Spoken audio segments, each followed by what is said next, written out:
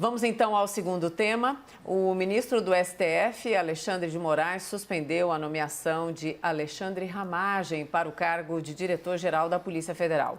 Após a decisão, o presidente Bolsonaro revogou a nomeação que havia sido publicada em edição extra do Diário Oficial. A Advocacia Geral da União desistiu de recorrer da decisão do Supremo. E durante a posse do ministro da Justiça e do novo advogado-geral da União, Bolsonaro falou sobre Ramagem. Vamos ouvir.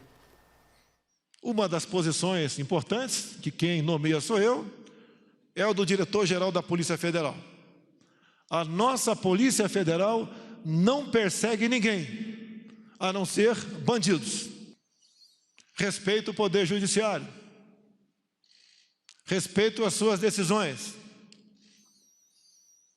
Mas nós, com toda certeza, antes de tudo, respeitamos a nossa Constituição. O senhor Ramagem, que tomaria posse hoje, foi impedido por uma decisão monocrática de um ministro do Supremo Tribunal Federal. É uma pessoa que eu conheci no primeiro dia após o fim do segundo turno, que foi escolhido pela Polícia Federal do governo anterior como um homem de elite, um homem honrado, um homem com vasto conhecimento, um homem à altura de representar e de ser o chefe da segurança do chefe da presidência da República. Creio essa ser uma missão honrada para o senhor Ramagem. E eu gostaria de honrá-lo no dia de hoje, dando-lhe posse como diretor-geral da Polícia Federal. Eu tenho certeza que esse sonho meu, mais dele, brevemente se concretizará. Começamos com você, Caio. Vamos lá. Bom, não é de hoje, que o Supremo Tribunal Federal abandona a sua função primordial de guarda da Constituição para desempenhar um papel político que não lhe cabe. Após extensa apuração da imprensa, verificou-se que o nome indicado para a Diretoria-Geral da Polícia Federal, como disse o presidente nesse vídeo, ele preenchia todos os requisitos necessários para o cargo. Além disso, o indicado a esse posto, ele ainda superava as exigências formais. Então, tinha uma sólida carreira como delegado na instituição, um currículo notável e gozava de excelente reputação perante os seus pares. Mas, aos olhos de uma justiça casuísta e partidarizada, a amizade do presidente Bolsonaro já bastou para desqualificar a nomeação. Então, é mais uma jurisprudência bem criativa para os anais do STF. Agora é antijurídico ser amigo do presidente. Então, como hipocrisia cansa, e está cansando muito, vamos falar um pouco sobre amizade, esse tema tão familiar à atual composição do Supremo Tribunal. Quem não se lembra daquele e-mail da construtora Odebrecht que dizia, abre aspas, afinal, vocês fecharam com um amigo do meu pai? Pois bem, segundo o delator, nessa frase, o pai era um empreiteiro corrupto, o amigo era um ex-presidente corrupto e o outro amigo era um ministro que ocupa hoje a presidência do STF. E ao ver a sua amizade revelada pela imprensa, o suposto amigo do meu pai escalou o ministro Alexandre de Moraes como verdadeiro carrasco da liberdade de expressão para censurar a revista Cruzoé. Se eu trabalhasse naquela construtora, inventando codinomes, como Botafogo, por exemplo, certamente eu atribuiria ao ministro Alexandre a alcunha de amigo do meu pai. E eu fico me perguntando, onde estava o decano da corte, o ministro Celso de Mello, para defender a liberdade de imprensa contra a censura imposta por seus próprios colegas? Estava caladinho. Afinal, a amizade de verdade, ela também se demonstra na omissão. Podemos citar aqui outro togado notório por suas amizades, o senhor Gilmar Mendes. Esse ministro foi interpelado sobre a sua relação pessoal com o ex-presidente réu, Michel Temer. O jornalista Josias de Souza perguntou indignado, você não acha impróprio que o magistrado converse com o denunciado? E essa pergunta permanece ecoando, mas os fatos cuidam da resposta. O ministro Gilmar, padrinho de casamento da filha de um acusado por corrupção, se considera acima de qualquer suspeita, até para soltar esse réu da cadeia, o que ele fez repetidas vezes. Mas ele não é o único. Segundo pesquisa de 2019 da Fundação Getúlio Vargas, nos últimos 30 anos, todos os pedidos de suspeição ou impedimento de ministros do STF foram arquivados sem passar pelo plenário. Qual o grau de hipocrisia desse mandado de segurança ao declarar contra a lei que o nomeado era suspeito em razão da sua amizade com o presidente da República? E esse é o verdadeiro fator que barrou a nomeação, não as insinuações do ex-ministro da Justiça. Porque se o presidente escolher um nome da esquerda para o cargo, ninguém vai falar nada. Vocês querem a prova? Alguém reclamou da escolha do Dr. André Mendonça, da AGU, para o Ministério da Justiça? É claro que não, porque ele é simpático à esquerda e ao centrão, e vice-versa. Mas, voltando ao STF para concluir, o conteúdo desse mandado de segurança é eminentemente político e é flagrantemente antijurídico. Ele ignorava o princípio da legalidade, atropelava o princípio da presunção de inocência e manchou, ou tentou manchar, a imagem de um policial federal que, ao que tudo indica, tem reputação ilibada. Pessoal, isso é grave. Impediram a posse de um cidadão, pressupondo que ele cometeria crimes. Então, o STF se tornou vidente, está julgando e condenando no tempo futuro. E antes que alguém venha com comparações descabidas, para deixar isso bem claro, quando Lula foi impedido de assumir a Casa Civil, havia prova incontroversa de desvio de finalidade no ato, no momento presente. Os áudios das escutas eram muito claros. O objetivo da nomeação era obstruir a justiça no presente, blindando o presidente com foro privilegiado. Então, falar que as nomeações do Bolsonaro e da Dilma eram similares não tem cabimento, né? Só por ignorância jurídica ou com muita má-fé política. Augusto. Bom, como o tema é a decisão do Supremo e não o Supremo como tribunal, eu vou me ater exclusivamente à decisão de hoje. Vamos lá. A Constituição é uma só.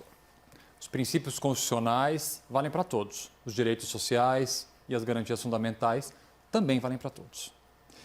Eu tenho que ter aqui, isso é muito importante, uma coerência na minha posição e na defesa das minhas teses. E por que eu disse isso? Por que eu vou dizer isso? Vocês vão entender ao longo da minha fala. O desrespeito à Constituição, ele deve ser criticado quando ele atinge uma pessoa que eu gosto ou uma pessoa que eu não gosto. Uma pessoa que eu apoie ou uma pessoa a quem eu faça oposição. Isso está claro. Vamos lá. O que diz o artigo 2º da Constituição Federal?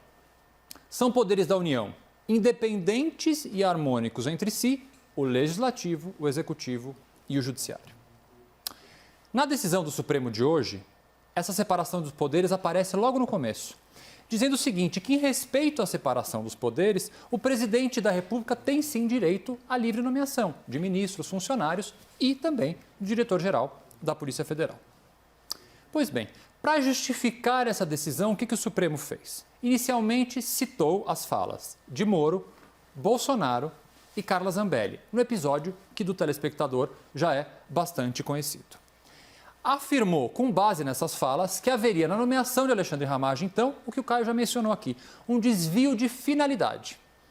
E que não observaria essa decisão os princípios da legalidade, da impessoalidade, da moralidade e do interesse público. Eu concordo com essa construção do Supremo Tribunal Federal. Só que tem um detalhe. Para concordar com o resultado desta conclusão, eu tenho que presumir que as falas de Moro, Bolsonaro e Carla Zambelli são verdadeiras. Muito provavelmente são. Mas é um fato concreto que essas falas e esses atos estão sendo investigados pelo Supremo neste exato momento. O Supremo acabou de instaurar um inquérito para verificar se essas falas e esses fatos são verdadeiros. O que o Supremo fez hoje é se antecipar à decisão do próprio Supremo e da própria Procuradoria-Geral da República e já presumir como suficientemente verdadeiras essas trocas de conversa que seriam aptas para fazer o quê? Impedir a nomeação de uma pessoa pelo presidente da República.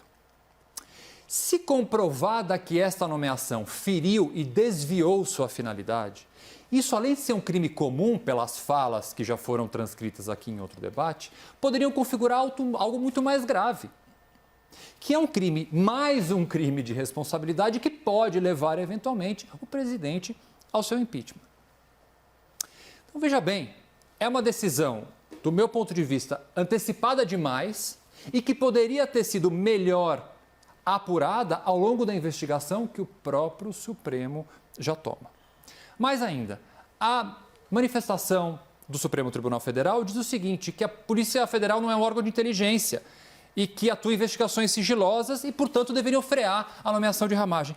Alexandre Ramagem, senhores, era diretor da ABIN até hoje, desde julho de 2019 até hoje, era diretor da ABIN, órgão esse sim, ligado diretamente à presidência da República. Aí me pergunto o seguinte, os ex-apoiadores do presidente Bolsonaro, que hoje defendem a legalidade, esses outros princípios e clamam, dizendo que essa decisão está correta ou que está errada, onde eles estavam quando esse mesmo delegado foi nomeado para chefe da ABIN?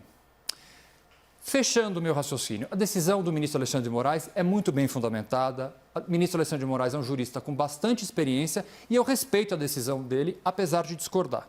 Eu acho que é um caso típico de judicialização da política.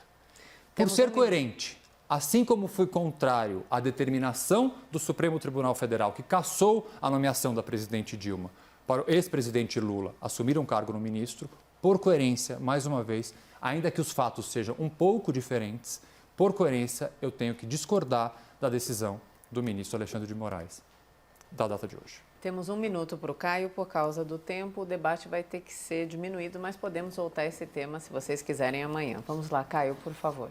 Eu vou pegar carona então na fala do doutor Augusto, né, porque me lembrou de um outro vício muito comum do Supremo Tribunal Federal, que é justamente antecipar votos, né? Os ministros se portam como verdadeiras vedetes, né? Seduzidas aí pelas luzes da ribalta. É também importante pontuar para o espectador que o governo federal sinaliza que não vai recorrer da decisão liminar. Isso não afasta o fato de que, como bem antecipou o doutor Augusto, isso tem que ir a plenário para ser julgado e oportunamente pode ser oferecida à defesa. E eu não poderia concordar mais de que isso se trata, sim, da judicialização de uma questão política, né? E, de novo, não faz o menor sentido, né, usar uma pessoa de reputação ilibada para fazer esse tipo de instrumentalização da justiça. Obrigada, então, debatedores. Acabou o nosso tempo. Boa noite, Augusto. Boa noite, Caio. Até amanhã. Boa noite.